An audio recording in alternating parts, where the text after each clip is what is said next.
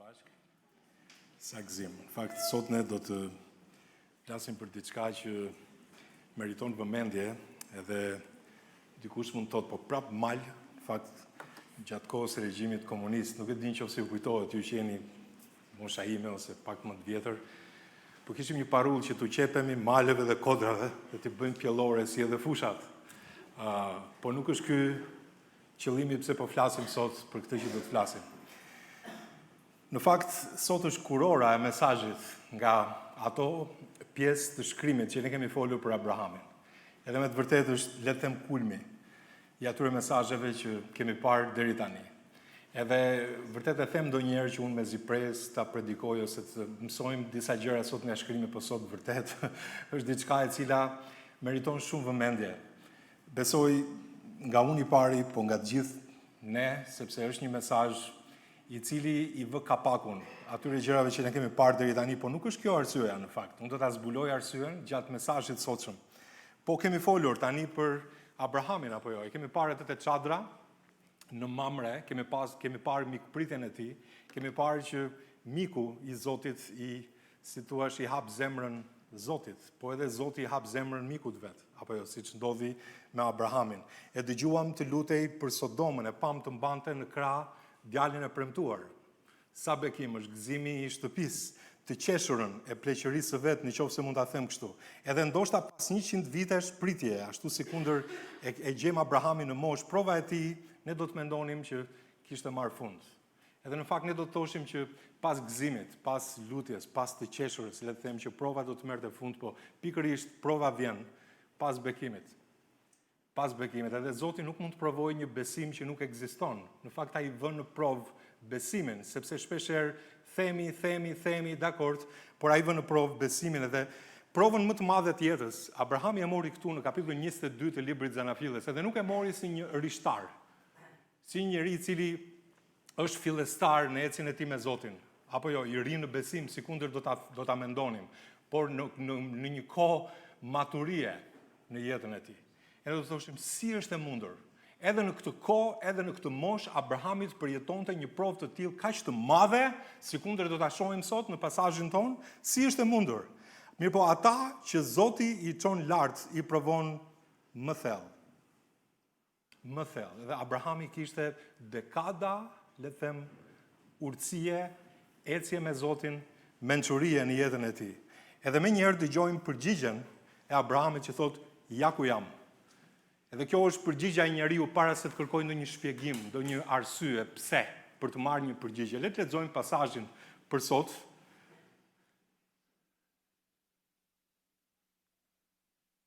Pas këtyre gjërave, po le të lexojmë që në vargun e parë. Thotë, dhe pas këtyre gjërave. Pra pas gjithçkaje çfarë kishte ndodhur, që unë e përmenda.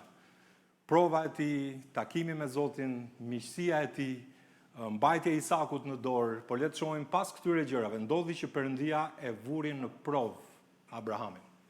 Perëndia e vuri në provë Abrahamin dhe i tha atij Abraham, dhe ai tha, ja ku jam. Dhe shikoni sa herë përmend Abrahami këtë shprehje, ja ku jam. Dhe ai tha, merre tani birin tënd të vetëm Isakun, të cilin ti e do, dhe shko në truallin e Moriahut, që është një vend mjaft i veçantë, ishte një krain ajo që quhej Moria, dhe kishte një varg mal, kishte disa male, edhe thot, merre tani, thot, dhe atje ofroje atë, vinere Isakun, për një ofrim të djegur mbi një nga malet që do të tregoj. Dhe Abrahami u qua herët në mëngjes, i vuri Samarin gomarit, mori me vete 2 nga djelmoshat e tij të rinj dhe të birin, Isakun, çau dru për ofrimin e djegur, dhe u ngrit dhe shkoi në vendin që i kishte treguar Perëndia. Pastaj në të tretën ditë, vinere fjalët që përmend shkrimi, Abrahami ngriti sytë dhe e pa vendin prej si largu. Dhe Abrahami i tha djelmoshave të tij, ju rrini këtu me gomarin, ndërsa unë dhe djali do të shkojmë atje tej, e do të adhurojmë dhe do të vim përsëri tek ju. Dhe Abrahami mori drun e ofrimit të djegur dhe e ngarkoi mbi të birin Isakun, dhe ai mori në dorë zjarrin dhe një thik. Dhe ata shkuan të dy bashkë.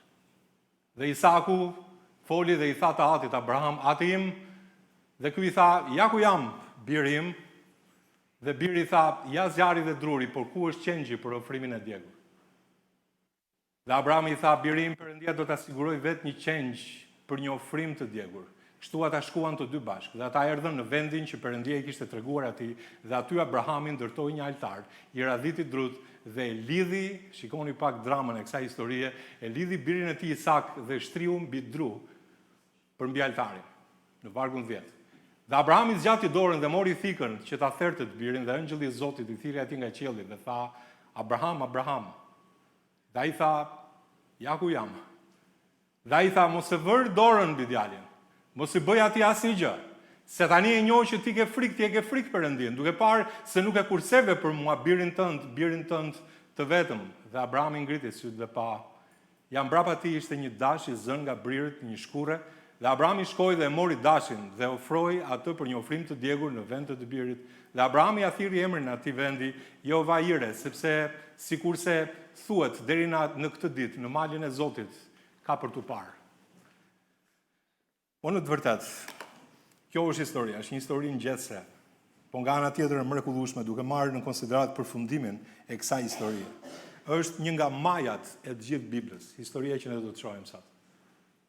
Kështu që le të shkojmë para Zotit për pak momente në lutje, sepse vërtet kemi për të parë disa gjëra të rëndësishme sot. Ati dashur, faleminderit. Faleminderit shumë për këtë diel sot. Faleminderit për këtë ditë, Zotë, dhe për fjalën tënde. Lutem që të shikosh zemrat tona sot, shiko me anë të frymës tënde. Nevojën tonë, Zotë, na jep sipas asaj. Zotë, merr lavdi që ne të përjetojmë atë bekim, Zotë, që ti dëshiron prej zemrave tona. Të jemi pjesëmarrës në bekimin tënd, o Zotë. Hapi sytë tonë, të sodisim mrekullinë e fjalës tënde. Në emrin tënd të çmuar lutem. Amen. Do të shohim 3 pika sot së bashku. Së pari do të flasim që zemra sigurisht që provohet, edhe prova prek atë çka duam. Shikoni në vargun e dytë. Në vargun e parë lexuam pas këtyre gjërave, Perëndia e vuri në provë Abrahamin, apo jo, kështu e lexuam në vargun e parë, dhe në vargun e dytë dhe ai tha: Merre tani birin tënd të vetëm, Isakun, të cilin ti e do, dhe shko në malin e Moriaut, dhe atje ofroja atë për një ofrim të djegur mbi një nga malet që do të tregoj. Tani kjo është e çuditshme, e papranueshme. Edhe ne do të mendonim, po si është puna, si ka mundësi që Zoti fillon edhe ngre peshën e provës për Abrahamin, si është e mundur një gjë e tillë, edhe me të vërtet fjalët që Zoti i thot atij duken si ato hostenët e ngulura mirë në një tarabe prej druri. Edhe thot: merre tani birin tënd të vetëm. Merre birin tënd. Jo një prej kafshëve të kopes tënde. Shikoni me vëmendje. Birin tënd të vetëm. Ishmaeli ishte larguar tashmë, ne e dimë edhe në sytë e Zotit, sa i takon premtimit të Perëndisë që kishte dhënë që nga fillimi, ky premtim ishte në Isakun. Ishmaeli ishte larguar. Edhe thot: Isakun, që kuptimi i emrit tij është qeshje, gëzimin e shtëpisë tënde, mendo pak, gëzimin e familjes, të cilin ti e do. Do të thotë që atë njeri i cili nuk ishte i tepërt për Abrahamin, asnjë lloj mënyre as mund ta imagjinojmë, ai e donte atë më shumë se jetën e tij. Me qëra fjalë. Edhe thotë: dhe shko në trullin e Moriahut, dhe atje ofroja atë për një ofrim të djegur mbi një nga malet e asaj kraine, siç thash, në atë trull të Moriahut, do ta ofrosh si një flim. Dhe këtu ne duhet të ndalemi te një pyetje, se ndoshta dikush në sallë mendon, ose ndoshta jeni hasur me ndonjë kundërshtar të fjalës Perëndisë që mund t'ju thotë: po si është e mundur? A nuk i kërkon Zoti që të flijojë birin e tij? Çfarë është ky lloj Zoti i cili kërkon që të jepen flijime fëmijësh? Çfarë është ky Zot? Si është e mundur? Çfarë Zoti i besoni ju? Në fakt unë kam dëgjuar edhe në televizor nga një person që i pëlqen të dalë shpesh vitet e fundit, edhe që thotë që Perëndia i Biblës është një Perëndi që pëlqen që të flijohen, të ofrohen flijime njerëzish, edhe fëmijësh. Nga i gjen ky njeri një gjë të tillë? Edhe sinqerisht le t'ju them këtë gjë, sepse këto janë pjesë të realitetit tonë në shoqërinë, jo vetëm në Shqipëri, po njerëzore, njerëz dhe kundërshtar të fjalës Zotit që thonë: po ç'është ky Zot që kërkon flijime fëmijësh? Dhe çfarë janë këto makabritete dhe gjëra që nuk mund të mendohen? Në fakt, Zoti kurrë nuk e deshi vdekjen e Isakut. Le ta them fillimisht këtë gjë, sepse unë jam shumë i vogël të mbroj Zotin.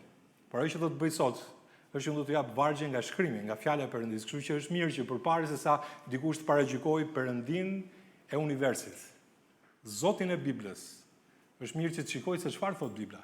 Edhe ka njerëz sot që nuk e kanë idenë e shkrimit, idenë e fjalës Perëndis, edhe mbarin mbi vete, të japin ose të bëjnë precedent për jetën e shumë njerëzve duke u diktuar atyre gjëra që janë të rreme, që nuk kanë lidhje me shkrimin dhe fjalën e Zotit. Duhet kemi shumë të kujdesshëm.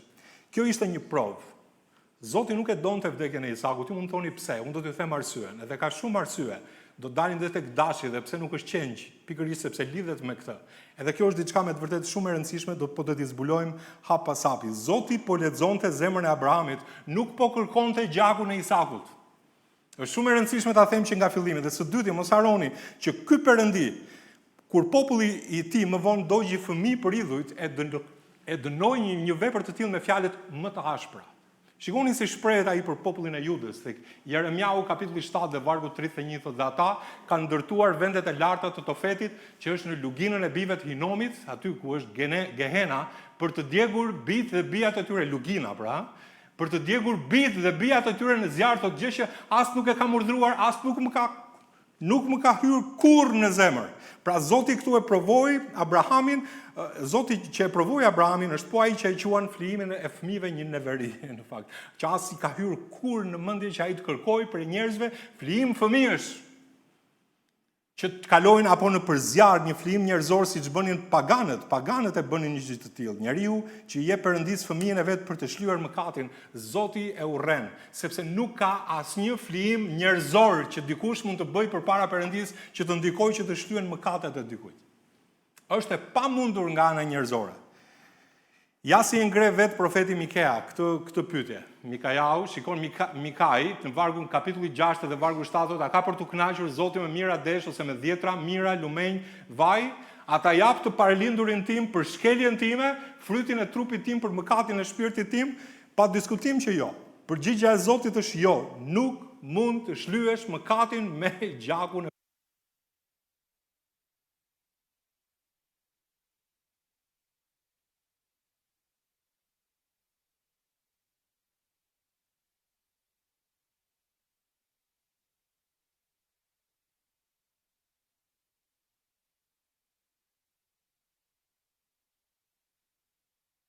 duke menduar që Zoti kërkon të parlindurit. Çfarë bëj?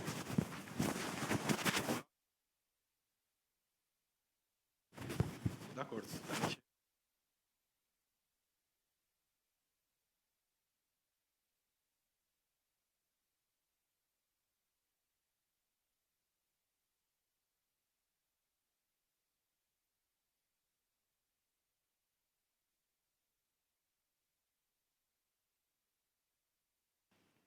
Zoti nuk e kërkon një gjë të tillë, në mënyrë absolute, as që mund të mendohet një gjë e tillë. Po atëherë, nëse Zoti urren flijimin e fëmijëve, pse ky urdhër tek Abrahami?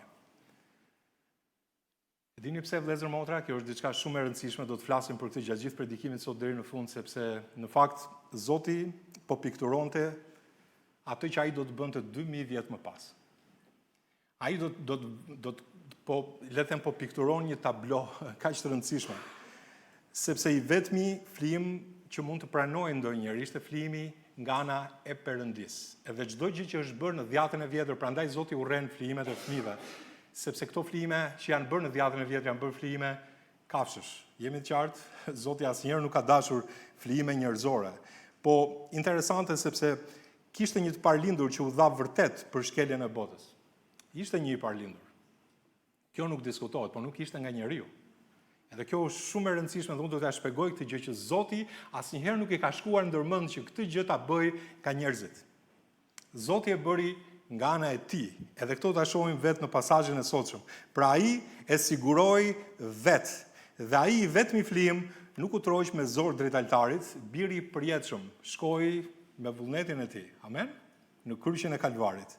Prandaj tek Ungjilli i Gjonit kapitulli 10, kur Jezusi fliste për jetën e tij, thuhet, askush nuk e merr atë nga unë, thot. Është Jezusi duke folur për jetën e tij që do ta jepte jetën e tij, por unë e jap vet.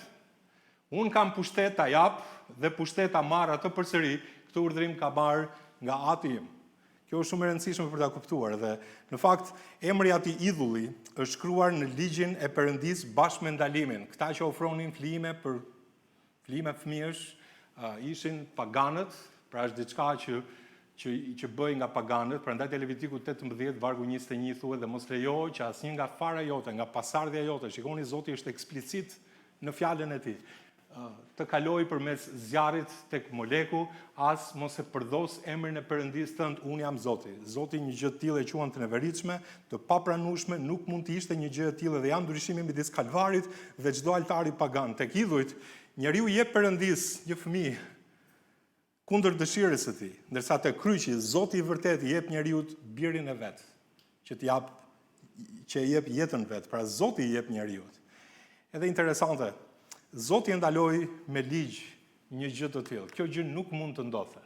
Tani do të përgjigjem kësaj pyetje në vimësi, por nuk mund të rria pa e hedhur këtë lloj themeli, sepse më pas përgjigjem pyetja do ta marr deri në fund të predikimit. Por në zemër të kësaj kërkese që tronditi Abrahamin, fryma e shenjtë e Zotit, fryma e shenjtë ka fshehur diçka me të vërtet shumë të rëndësishme që s'duhet ta kalojmë shpejt. Tani kjo fjala të cilin e do, apo jo, që ne e pam këtu në vargun e dytë, të cilin ti e do. Pra birin tënd të vetëm, të cilin ti e do.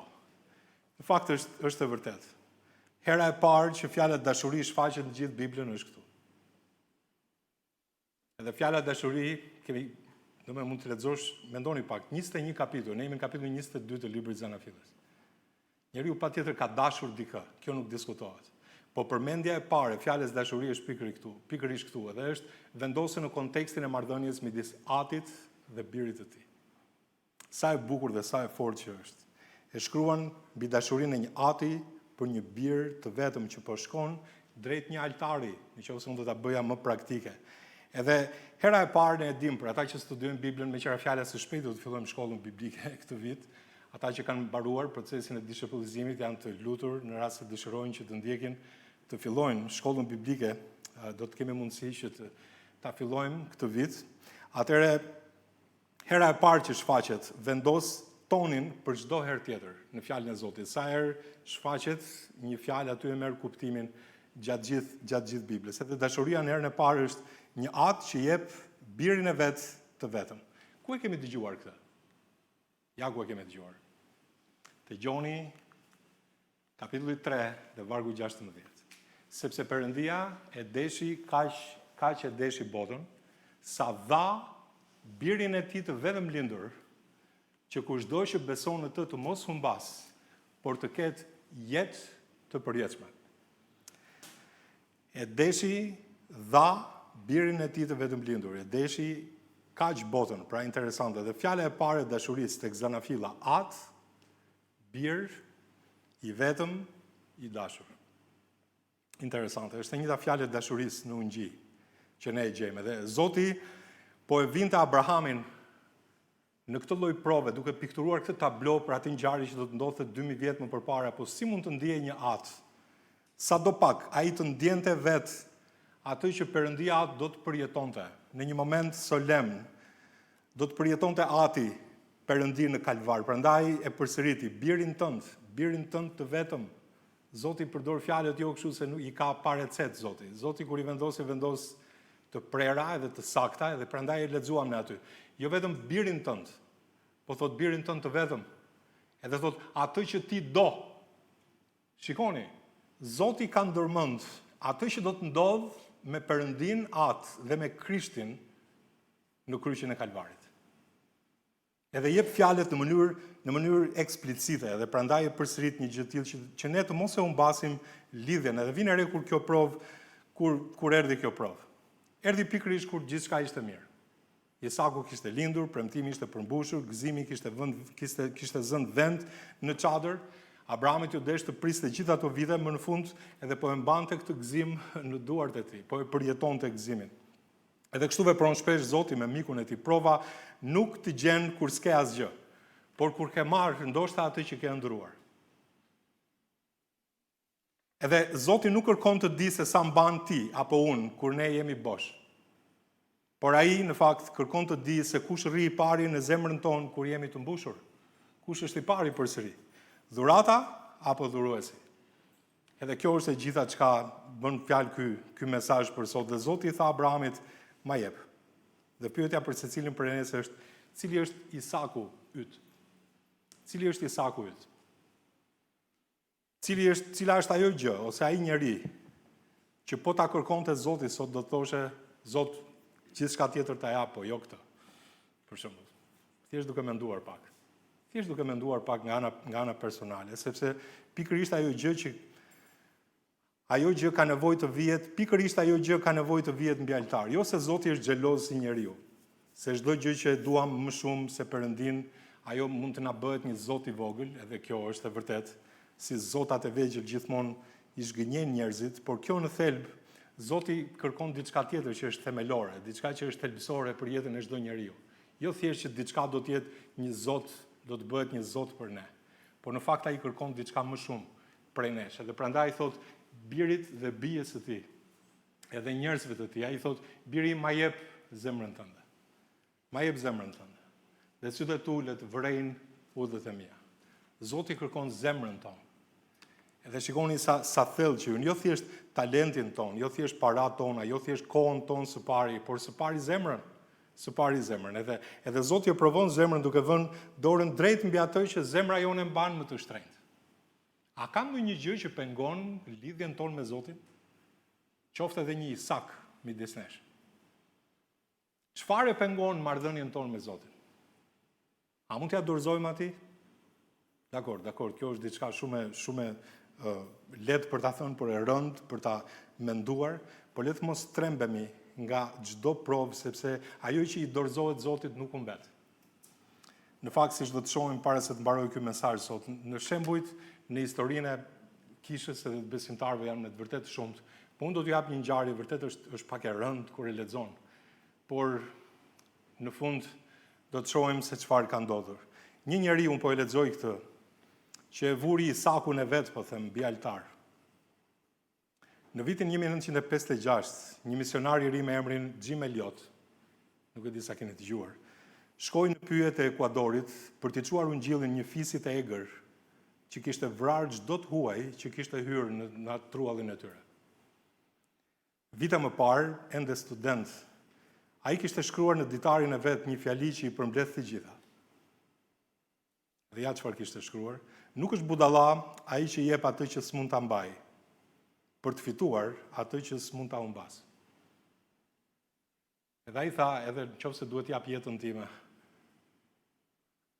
Krishtit i qof lavdia, domethënë. Interesante. Edhe ai e dinte fare mirë se ç'po vinte mbi altar. Jetën e vet. Ai po e vinte mbi altar. Në fakt kështu ndodhin, në 8 janar të vitit 1956, ai dhe 4 shok u vranë me heshta nga po ai fis që kishin ardhur t'u jepnin jetë në Krishtin, pra që t'i fitonin në Krishtin.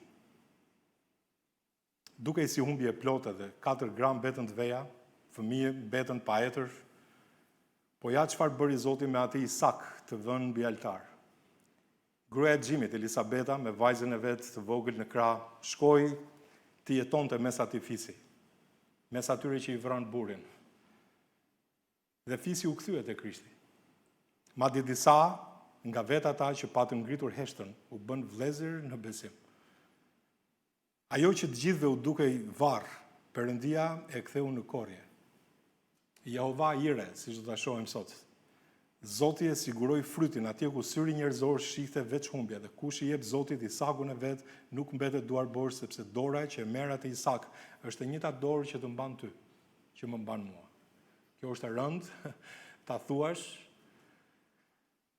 Po shikoni çfarë ndodhi me Abrahamin. Ai mori një urdhër, edhe urdhri ishte vërtet shumë i vështirë. Ishte diçka absurde, si mund të ndodhte një gjë e tillë. Në vargun 3 tani, pasi Zoti i tha që merre Isakun birin tënd, atë që ti do, birin tënd vetëm, dhe ofroje me një nga malet që unë do të tregoj. Abrahami, shikoni, u çua herët në mëngjes. I vuri Samarin Gumarit, mori me vete 2 nga djelmoshat e tij të rinj dhe të birin, Isakun, çau dru për ofrimin e djegur dhe u ngrit dhe shkoi në vendin që i kishte treguar Perëndia. Ai u çua herët në mëngjes. Nuk thuhet në shkrim që Abrahami filloi të debatonte me Zotin, Zot, çfarë është kjo mynxyrë që unë po dëgjoj? Nuk thuhet që ai kundërshtoi Zotin. Nuk thuhet që ai të murmuriste ndaj Zotit duke biseduar me Sarën, gruan e tij.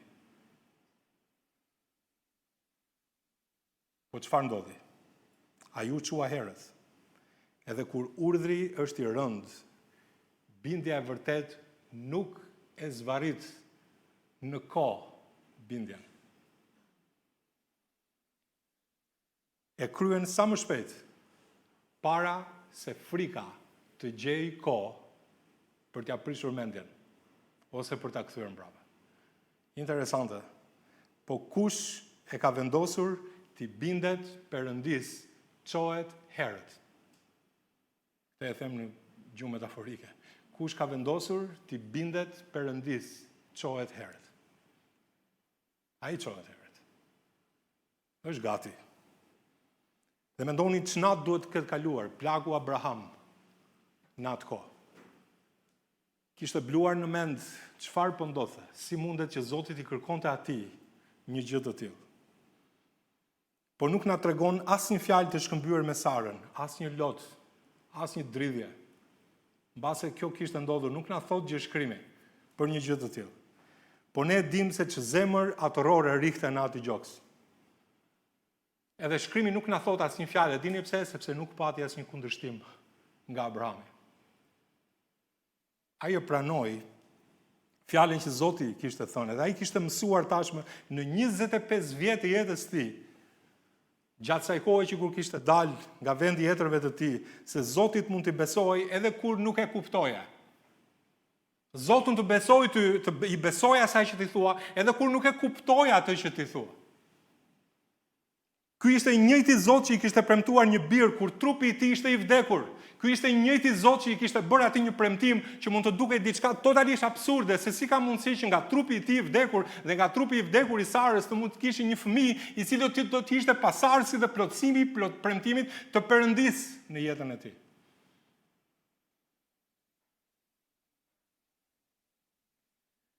Edhe kush e ka parë Zotin që të mbajë një premtim të pamundur,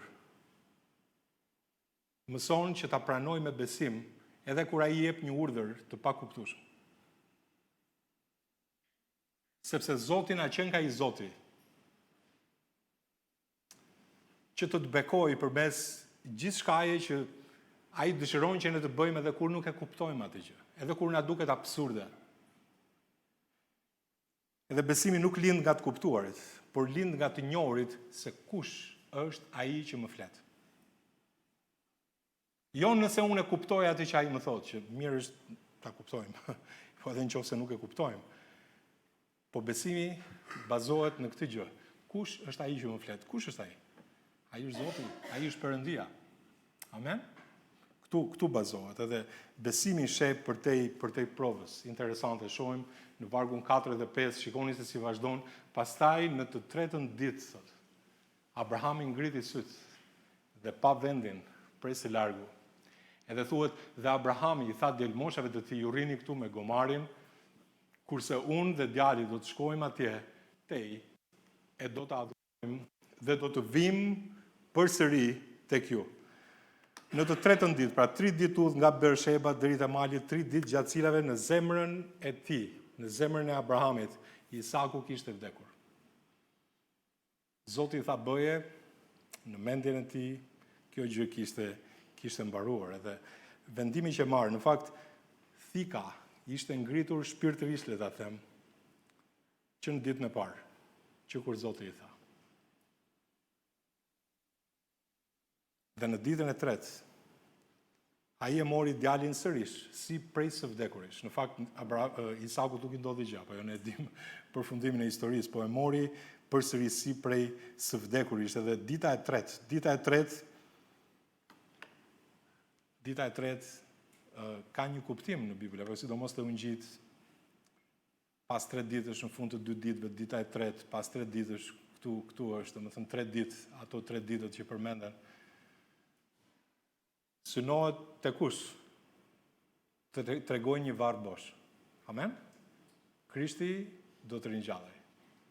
Edhe kjo është ajo që mësojmë në shkrim, edhe Abrahami e mori Isakun në ditën e tretë, është një tablo e ringjalljes rreth 2000 vite para se kjo ngjarje të ndodhte.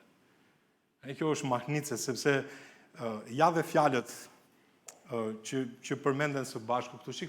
Shikoni çfarë thot Abrahami. U thot këtyre djelmoshve, u thot, dhe do të vim përsëri tek ju, do të shkojmë, të adhurojmë dhe do të vim përsëri tek ju. Edhe shikoni, mirë, e kemi më herët këtu, ja. Jo. Ku e kemi? Jemi këtu, po, që të mos e lëm këtë do t'ju jap vargun më pas, do t'ju them se ku ngjendet, ndoshta në vargun 8, po ta shikoni, në rast se keni Biblën hapur, por përmendet e njëjta gjë, kur thot dhe do të vim përsëri tek ju, pra do të shkojmë bashk. Edhe ja do ta shohim më pas këtë gjë, sepse është diçka, është një detaj me të vërtetë shumë i rëndësishëm. Mirë po, këta prap do të ktheheshin. Edhe Zoti ishte në Abraham e di si ishte puna, shko dhe ofroje birin tënd. Edhe ndërkohë që djelmoshave çfarë u thanë? U thanë, ne do të shkojmë të adhurojmë dhe do të vim përsëri tek ju. Çfarë është kjo? Do të ktheheshin aty. A gënjeu Abrahami? Gënjeu Abrahami? Si mendoni ju? A do shkonte ta flionte? 2 minus 1 sa bëjnë? Nuk bëjnë 2, apo jo? Bëjnë 1. Ata që di matematikë. Megjithëse matematika e besimit ndryshon dhe për këtë do të flasim gjithashtu. Shikoni çfarë shkroi fryma e shenjtë i Zotit për këtë ngjarje, tek Hebrejt kapitulli 11 vargu 19. Duke llogaritur që, duke folur për heronjtë e besimit, thot për Abrahamin, duke llogaritur që Perëndia ishte i aftë për Abrahami, duke llogaritur që Perëndia ishte i aftë ta ringjallte atë, edhe prej së vdekurish, prej nga ku edhe e mori, thot. Vini e shikoni këtu në një figurë. Edhe Abrahami mendonte që atëherë që kjo është diçka që Zoti është i aftë ta ringjallë Isakun. Po pse mund të mendonte Abrahami se Zoti është i aftë ta ringjallë Isakun? Sepse Zoti kishte dhënë një premtim më përpara. Dini cili është premtimi? Që nga fara jote, nga Isaku do të ketë mori njerëzish. Është kështu? Nga pasardhja jote. Edhe premtimi ishte në Isakun, edhe nga Isaku do të vinte Zoti ynë Jezu Krisht, amen, nga ana njerëzore, nga ana e mishit. Kështu që prandaj Abrahami tha, ç'është kjo gjë? Ç'është kjo gjë? Po ai në fakt i besoi asaj që Zoti i kishte dhënë që më përpara. Pra Zoti më premtoi nga Isaku do të vi fara ime, Zoti më urdhëron ta flijoj Isakun. Atëherë çfarë bëri? Abrahami nuk hodhi poshtë një urdhërim edhe të mbante tjetrin. Jo, ai tha, unë nuk e kuptoj se çfarë po ndodh. Edhe nuk dua të di mënyrën se si Zoti do ta bëjë një gjë të tillë, por unë di të them se kush është ai që mi thot këto gjëra. Kush është ai që mi thot? Kjo për mua mjafton. Mënyrën se si do të ndodhë, Zoti e di. Çfarë do të bëj me Isakun, ai e di. Se si, mënyrën. Po se kush është ai që më thot, unë e di se kush është. Edhe unë do t'i besoj fjalës së tij. Sa e bukur është, edhe fjala që gjendet këtu për herë të parë gjithashtu është edhe fjala adhurim. Shikoni, është hera e parë që gjendet në Bibël. Dhe shfaqet ku një njeri po i ngjitet malit të jap atë që ka më të shtrenjtë. Fjala adhurim në Bibël nuk është përmendur në lidhje me muzikën, në lidhje me këngët, pa diskutim, mos më keq kuptoni. Po adhurimi vërtet në Bibël është kur jep atë që ke më të shtrenjtë për Zotin. Ky është adhurimi i vërtet edhe. Nuk është kur ndihemi mirë, por kur i dorëzohemi Zotit.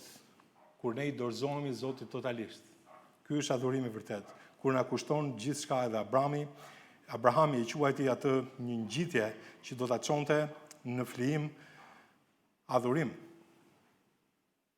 Këtë ngjitje në mal, ai e quajti adhurim, sepse këto fjalë nuk dalin nga goja e Zotit. Nga goja e kujt dalin këto? Nga goja e Abrahamit. Shikoni me vëmendje. Do të adhurojmë, u thot atyre djelmoshave, dhe do të kthehemi. Sa herë që e quajmë humbje, sa herë e quajmë në humbje atë që Zoti e quan adhurim. Dhe shikoni se si vazhdon historia. Në vargun 6 thuhet dhe Abrahami mori drun e ofrimit të djegur.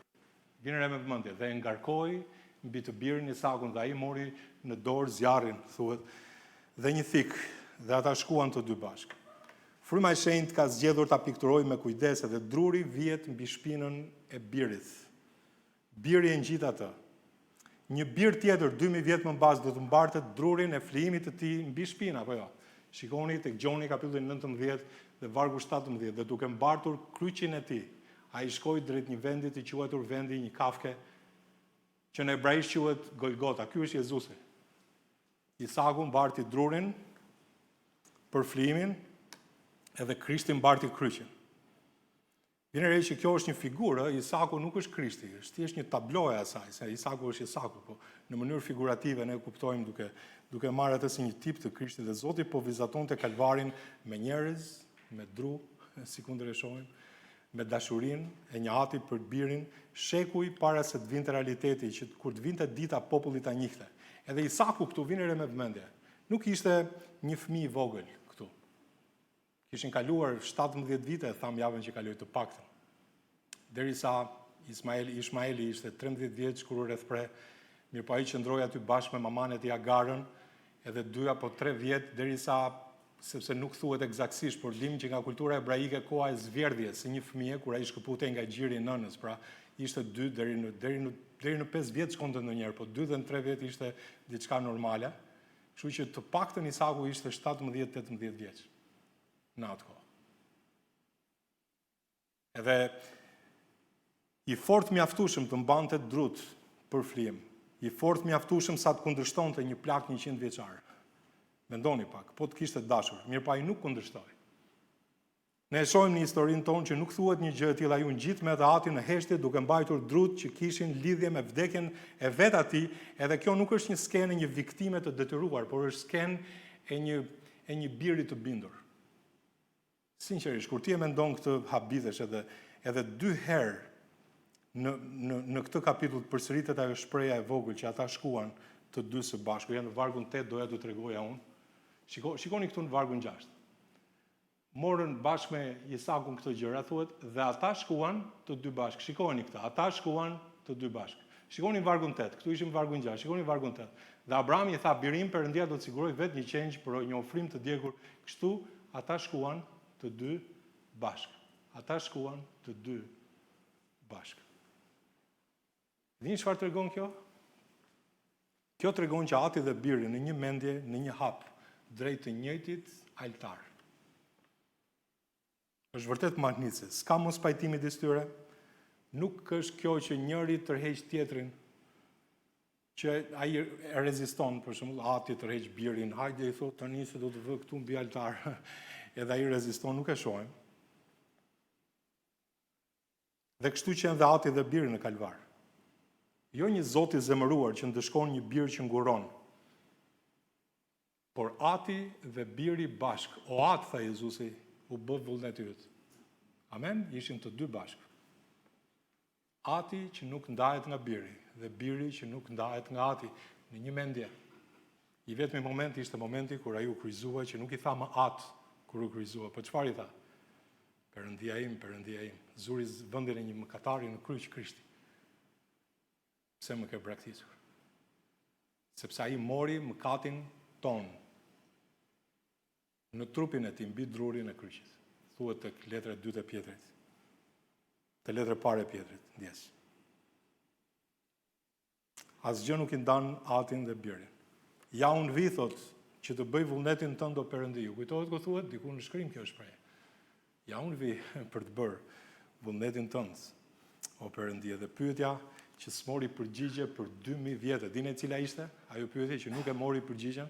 Kjo është shumë interesante, sepse do të shpjegojmë dallimin, është një dallim vërtet i bukur. Në të vërtet, ky pasazh ka shumë thesare të vëra që ne do të shohim sot.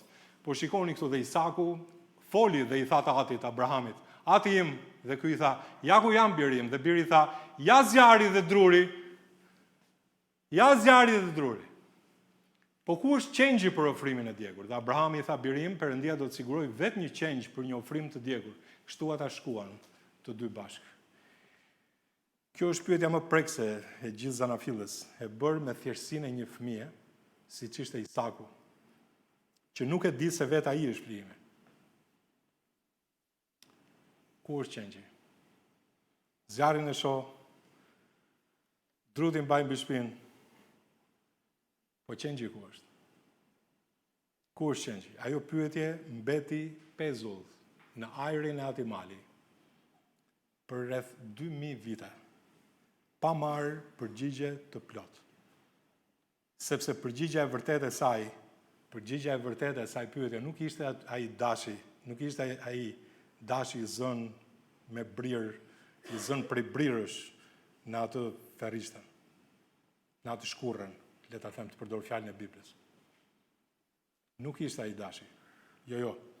Në fakt përgjigja e plot erdhi rreth 1000, domethënë po e them 2000 vite, që të mos merremi me vite këtu, në brigjet e Jordanit, kur Gjon Pakzori ngriti, drejtoi gishtin ndaj një njeriu që po vinte para tij. E tha Gjoni se Jezusin duke ardhur tek ai dhe thot, ja qengji Perëndis që heq mëkatin e botës. Ja qengji. Ku është qengji? I tha, ja drut, ja zjarri. Ku është flijimi? Ku është qengji? Ku është qengji? Edhe Gjon Pakzori thot, ja qengji.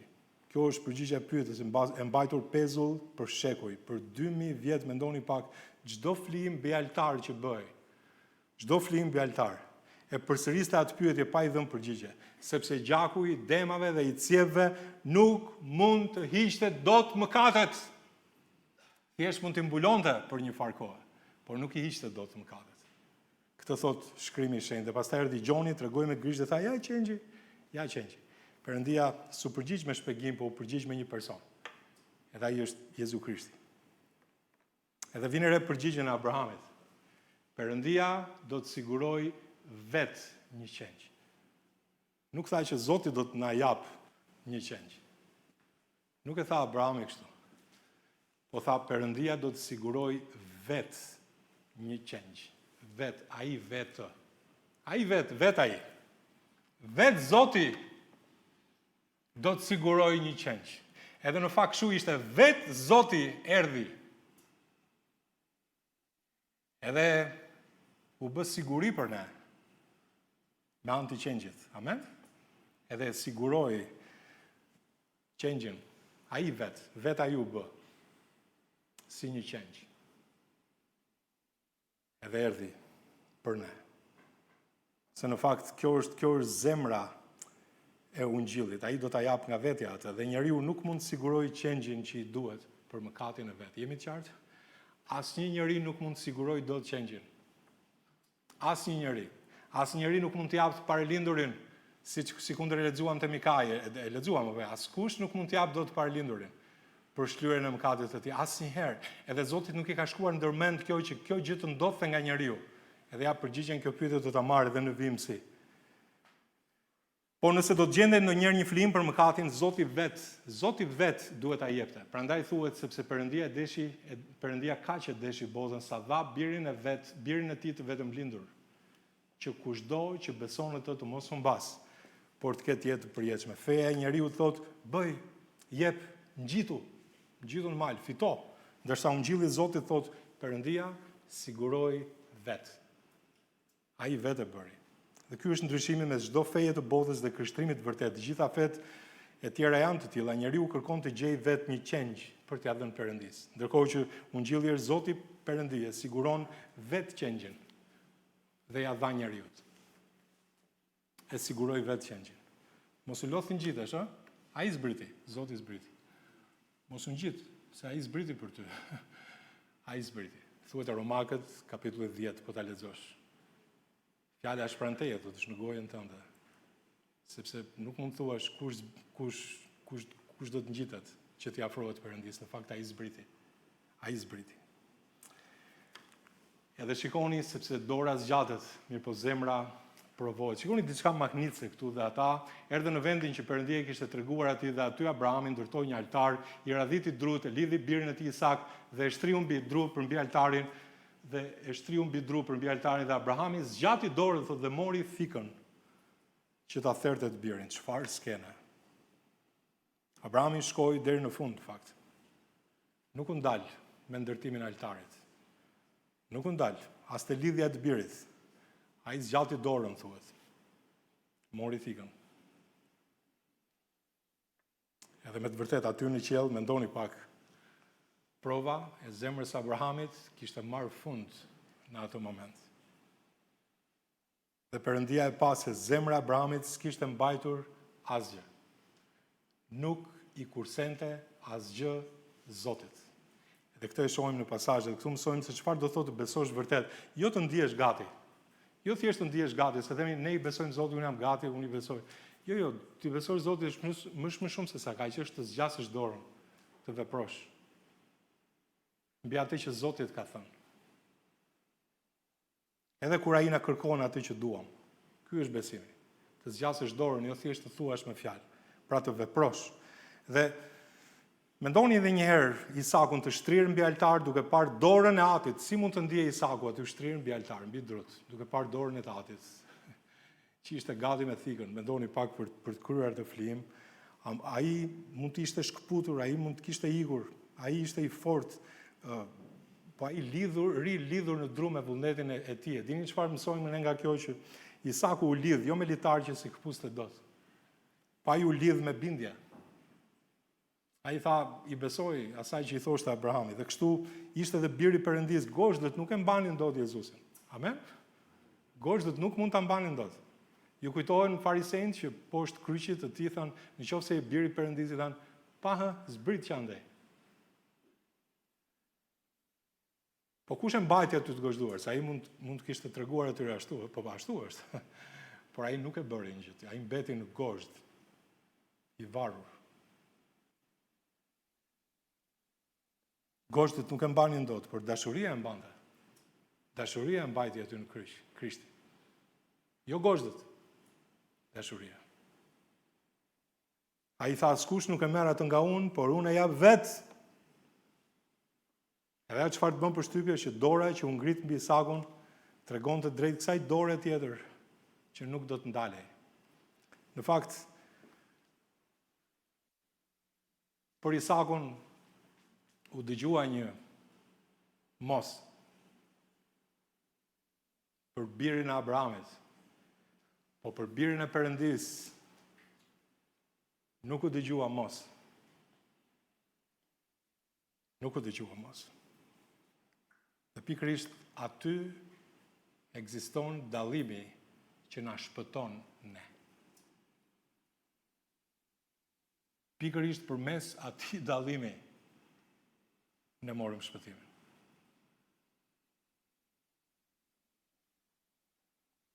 Zoti do të siguroj vetë një qengj.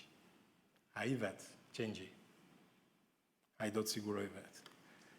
Sepse ashtu është në fakt. Qengji u sigurua një zë, shikoni me vëmendje këtu, një zë. Engjëlli i Zotit i thiri nga qielli, i tha, Abraham, Abraham, 2 herë. Si ti thoshte me 2 dëshmitar, mos.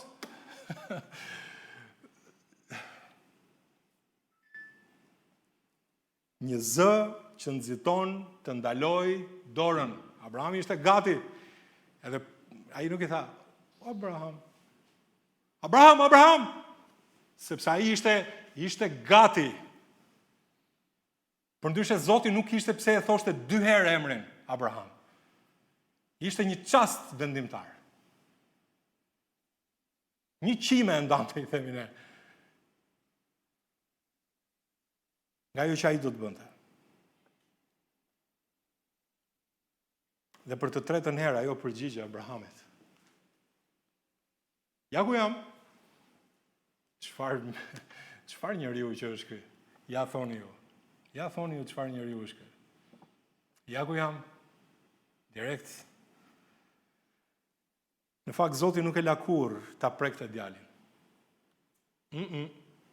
Ai kurrë nuk e deshi vdekjen e Isakut. Ai deshi zemrën e Abrahamit dhe atë e mori. Ishte provë, jo përdorim thike për flijim. E shohim nga historia. Zoti nuk kërkon gjak fëmijësh nga miqtë e tij. Ai kërkon një zemër që nuk i mban asgjë Zotit, që nuk i kursen asgjë atij. Ai kërkon zemrën.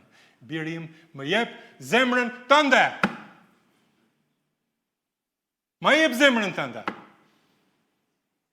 Edhe këto janë fjalët e Zotit, ata u bën jehon për 2000 vjet më vonë veç me një ndryshim që çon në shpëtimin tonë. Duke parë, pra mos vërdorën mbi djalin, le ta lexojmë. Mos i bëj atij asnjë gjë djalit, mos e prek, mos i bëj asgjë djalit tënd, nuk duhet ta bësh një gjë të tillë, asgjë nuk duhet i bësh atij, se tani e njoh që ti e ke frikë Perëndin. Në vargun e parë thuhej që Perëndia e vuri në provë Abrahamin. Ai asnjëherë nuk e deshi vdekjen e Isakut. Ja pra, ky Perëndi që kërkoka flime nga njerëzit. Në fakt nuk është kështu. Duke parë se nuk e kurseve për mua birin tënd të vetëm.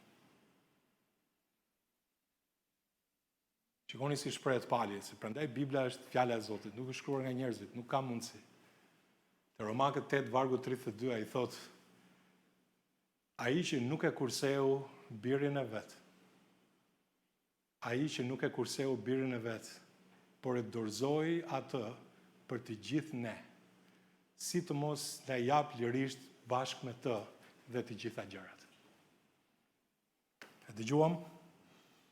Për Abrahamin nuk e kurseve për mua birin tënd, dhe për Perëndin nuk e kurseu birin e vet, janë ndryshimi. Te mali i Abrahamit, në çastin e fundit, zëri nga qielli i tha mos, dora u ndal, ndërkohë që aty mbi kalvar kur thika e drejtësisë, po e bëjnë thonjza këtë, u ngrit mbi birin e Perëndis, nuk erdhi asnjë gjë, nuk u dëgjua ndonjë zë që të thoshte mos. Sepse po të ndalej ajo dorë, ti dhe unë nuk do të ishim këtu sot, duke adhuruar Zotin së bashku. Që ti besojmë atij, nuk do të humbisnim për jetë, le ta them kështu. Edhe Isaku u kursye, sepse një ditë nuk do të kursej. Ky është biri i Perëndis, ati vërtet e dorëzoi birin e vërtet dhe nuk pati dash. Nuk pati dash që të zinte vendin e tij, do të dalin dhe të dashi, prit se dikush mund të thotë, po pse dash dhe jo qenj? Ka një arsye. Po prisni. Kjo është dashuria.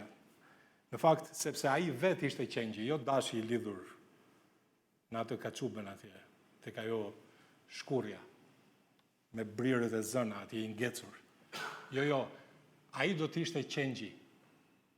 Ka një ndryshim këtu, edhe kjo është dashuria, jo që ne e deshëm Zotin, por ai që nuk e kurseu veten e tij për ne. Në vargun 13, Abrahami ngriti syt dhe pa, jam brapa tij ishte një dash i zënë nga brirët, shikoni, në një shkurre, dhe Abrahami shkoi dhe e mori dashin dhe ofroi atë për një flijim të djegur, thot, në vend të birit. Këto fjalët në vend të na kanë dhënë ne shpëtimin. Amen? Jezusi pagoi mëkatin në vendin ton. Ai zuri vendin ton. Është një fjalë e ëmbël kjo, zvendësim.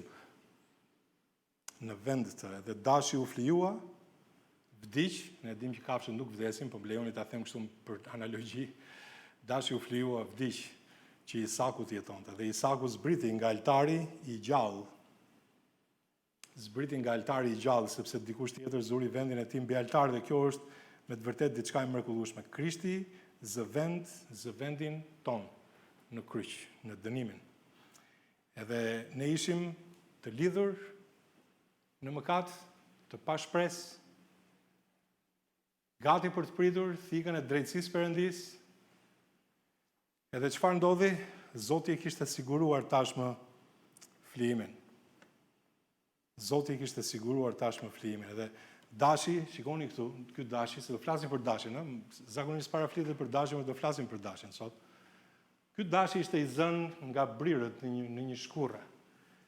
Dhe ne dim që kur erdhi biri Perëndis, kishte i vun në kokë një kuror, apo një kuror gjembash në kryet e tij, para se të zinte vendin ton. Apo i vun kurorën njërë, pastaj i quan në kryq, është kështu? Edhe kështu ishte këtu, dashi ishte i zënë për brirësh në atë ferishte, në atë shkura, le të përdor fjalën saktë. Kështu është? Po. Para se të vijej mbi altar. Interesant. Edhe sepse qengji Perëndis mori përsipër dhe mallkimin e tokës, apo ne dimë që kur Zoti mallkoi tokën, çfarë prodhoi toka? Çfarë? Po thuaj, se shkrimi e thotë. Tamam. Edhe Jezusi, pa diskutim që dha jetën në kryq edhe për atë. Çdo si e kësaj tabloje. Dashi ishte aty gjatë gjithë kohës, mbrapa ti duke pritur. Edhe para se Abrahamit i ngjitej malit, kjo është e bukur. Para se Abrahamit të shikonte atë dashin të lidhur aty tek ajo shkurra. Zoti e kishte, le të them, e kishte caktuar flimin, e kishte zgjidhur, le të them, situatën. Ishte tashmë e zgjidhur dhe qengji ishte siguruar para se ne të mëkatonim. Në fakt, fjala e Zotit Pjetri, shiko si e përshkruan, por me gjakun e çmuar të Krishtit, si të një qengji të patëmet dhe të panjohur, i cili vërtet ishte paracaktuar që përpara themelimit të botës, por u manifestua për ju në këto ditë të fundit. Në fakt, dashi aty ishte, po Abrahami nuk e shikonte. Ngriti kokën dhe e pa. Dhe ashtu është. Për ne erdhi momenti kur ne i besuam Krishtit, ai ka 2000 vjet që ka derdhur gjakun në kryq. Këtu ishte për 2000 vjet. Vepra e tij u kryen në tokë. Qengji ka dhënë jetën e tij. Duhej që sytë tanë të hapeshin. Amen? Në një moment dikush do t'na tregonte ungjillin. E ne na u hapën sytë, edhe ne pam qengjin e Perëndis, i cili hoqi mëkatin tonë. Një qengj i paracaktuar që përpara themelimit të botës, para se, po të përdor shprehjen unë, para se të ndizej dielli, para se të kishte njëri që mëkatonte, dhe një qengji që të caktuar tashmë të Zbulesa kapitulli 13 vargu 8, të gjithë sa banojnë mbi dhe kanë për të adhuruar ata, emrat e cilëve nuk janë shkruar në librin e jetës së qengjit të therrur qysh prej themelimit të botës. Zoti kishte planin B në mendjen e tij. Nëse njeriu do të mëkatonte. E qengji ishte gati. Ashtu si dashi që priste mbrapa shkurrës para se Abrahamit të ngjitej, ashtu dhe Krishti u sigurua para se të kishim nevojë për të. Edhe dini, këtu do ta mbyllim mesazhin sot. Dini si quhet mali? Vargu 14, vargu i fundit.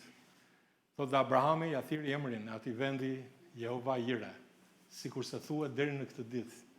Në malin e Zotit ka për të parë. Në fakt, çfarë theri Abrahami mbi altar? Ai theri një dash. Jo një qengj. Sepse ç'kishte premtuar në vargun 8, kur ai bisedoi me Isakun, a bëjmë përshtypje këto gjëra? Shikoni çfarë i tha në vargun 8. Abrahami tha, birim, i tha Isakut, shikoni, Perëndia do të siguroj vetë një dash. Çfarë thuhet? Një qengj. Një qengj. Për një ofrim të djegur, kështu ata shkuan të dy bashkë. Sa e mrekullueshme është, sinqerisht, kur ti e lexon edhe këtë pasazh, Perëndia do të sigurojë një qengj. Premtimi ishte qengji. Premtimi i Perëndis ishte qengji, edhe flimi i asaj dite që një dash. A gaboi Abrahami kur e quajti vendin atë mal Jehova Jire? Ai e quajti atë vend Jehova Jire. Çfarë do thotë Jehova Jire? Zoti do të sigurojë, Perëndia do të sigurojë. Ky është kuptimi. Po jo, Abrahami nuk gaboi, sepse e kuptoi që dashi s'ishte përmbushja e premtimit, po ishte një hije asaj që do të vinte. Qengji vërtet, amen, që do të vinte. Edhe ai nuk e quajti malin Zoti siguroi. Po si quhet Jehova Jire? Si është? Zoti do të sigurojë. Ai nuk e quajti Zoti siguroi, po Zoti do të sigurojë. Sepse dashi sapo ishte therrur para syve të tij dhe në të ardhmen do të ndodhte. Dashi mbi altar nuk ishte qengji i premtuar. Koha do të vinte, qengji po pritej dhe sa e bukur është. Moriau është një vend i njohur në Bibël, nuk do të zgjatem shumë këtu se koha iku. Po është një vend ku në atë krajinë, ato vargmale, ishte mali i Abrahamit, në fakt që ofroi Isakun. Po në fakt tek libri 2 i Kronikave, ne shohim Davidin, i cili ndërtoi një altar. Dhe jo vetëm altar, po këtu ndërtua edhe shtëpia e Zotit. Për gati 1000 vjet, me sa di unë nga ana historike, që të mos gabohem, por për rreth 1000 vite. Në malin Moria, atje ku Zoti u shfaq atit të tij David, në vendin që Davidi kishte përgatitur, në lëmin e shirjes Ornan Jebusitit. Pikërisht në këtë vend, Davidi ofroi flijime, altar për Zotin. Ofroi flijime të djegura, flijime të 2 Samueli, kapitulli 24, edhe ai shmangu një vdekje të madhe, një murtaj. Një murtaj në pasazh. Nuk kemi kohë ta shpjegojmë historinë. Po pikërisht në këtë zonë, jashtë qytetit, në drurin e kryqit, në kodrën e Golgotës, Jezu Krishti u kryqëzua në kryq. Në këtë vargmal. Në territorin e Moriahut. Interesante. I njëjti Zot, në qoftë se mund ta them kështu, ku flimi Davidit ndali murtajën, ku qengjat e tempullit që u ngrit aty flijoheshin për 1000 vjet, pastaj jashtë kësaj porte qengji i Perëndis ndali vdekjen e përjetshme. Davidi ndali murtajën, qengji i Perëndis ndali vdekjen e përjetshme. A nuk është interesante? Edhe kur Jezusi u përball me farisejt, ai u tha atyre, shikoni çfarë u tha, dhe ky është vargu i fundit për sot. Shikoni, aty juaj Abraham, unë gazëllua të shikte ditën time. Dhe e pa, dhe u gëzua. Ku e pa? Mbi këtë mal. Kur mori Isakun, edhe shkoi të adhuronte, dhe përsëri në ditën e tretë, si prej të vdekurish, Abrahami e mori birin e tij të gjallë. Ai pa përtej djalit vet, ai pa ditën e Krishtit, ai pa vdekjen dhe varrosjen dhe ringjalljen e birit të vërtet dhe u gëzua. Abrahami e pa kalvarin nga larg, edhe pa varrin bosh, nëse mund ta them kështu, dhe qeshi me gëzim. U gëzua. Ishte Isakun. Isak do të thotë qeshje. Ai qeshi me gëzim. Sepse premtimi i Perëndis do të përmbushej. Premtimi i Perëndis do të përmbushej. Ne e shohim në të shkuarën si mund të mos gëzohemi edhe ne. Amen? Sepse Zoti që na shpëtoi do të vijë përsëri si një mbret. Le të ulim kokën gjithë.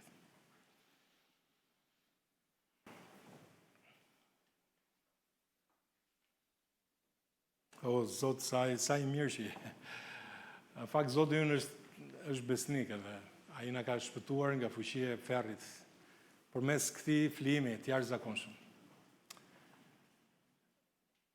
Faleminderit Zotit që ai na jep këtë lloj figure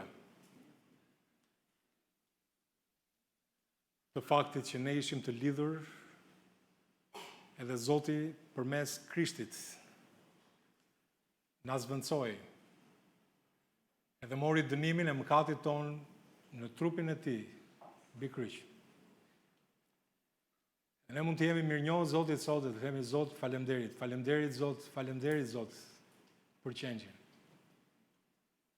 Jo për dashin, jo për Isakun, por Zot, faleminderit për qengjin. Faleminderit Zot për qengjin që u flijua për mua në kryq. Ai është qengji i Perëndis që heq mëkatin e botës.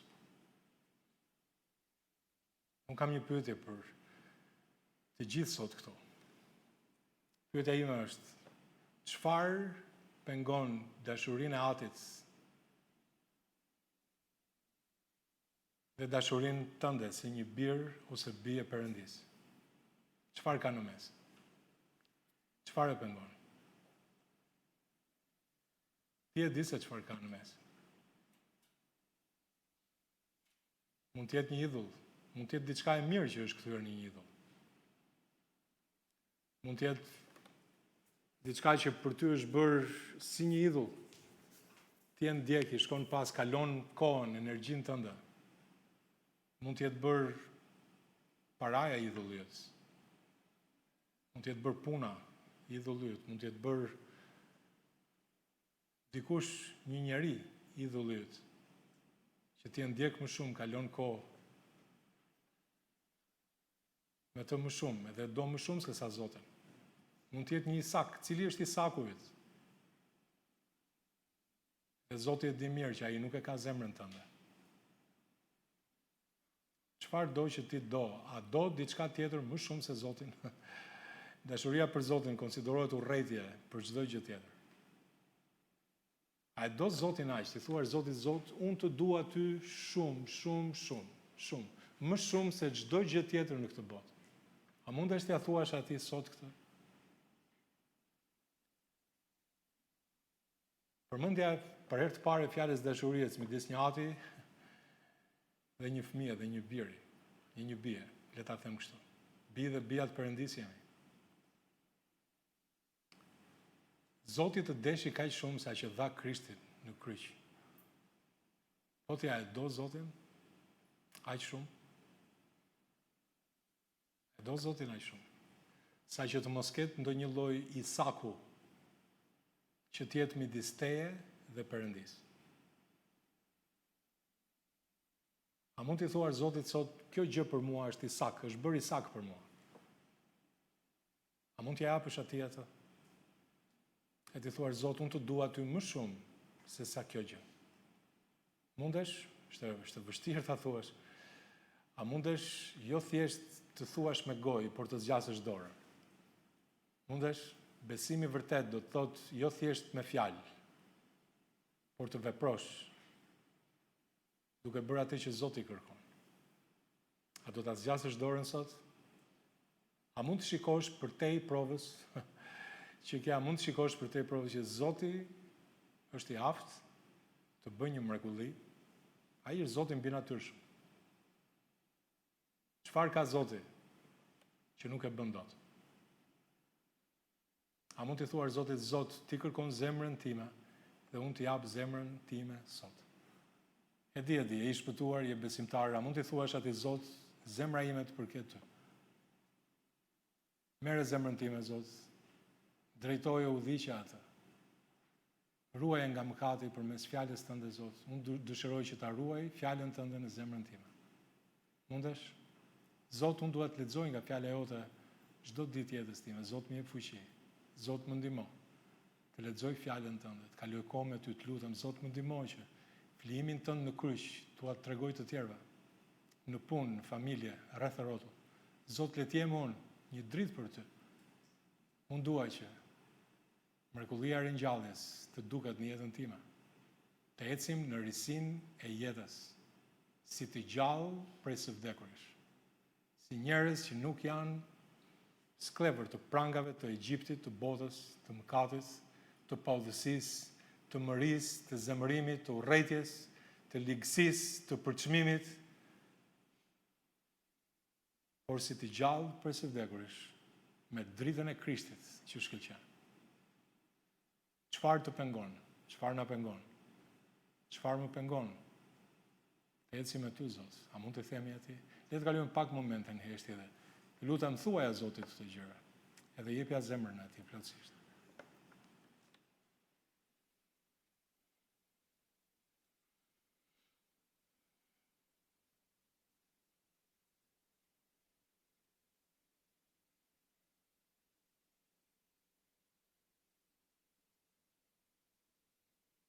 O, atë falenderit. Falenderit për fjalën, lutem Zot që kjo fjalë, o Zot, që ti ke shkruar në librin tënd të jetës, të ndryshoj zemrat tona, Zot. Ndërsa e lexojmë në mëngjes, sa e lexojmë gjatë ditës, Zot, ndryshoj zemrat tona, Zot.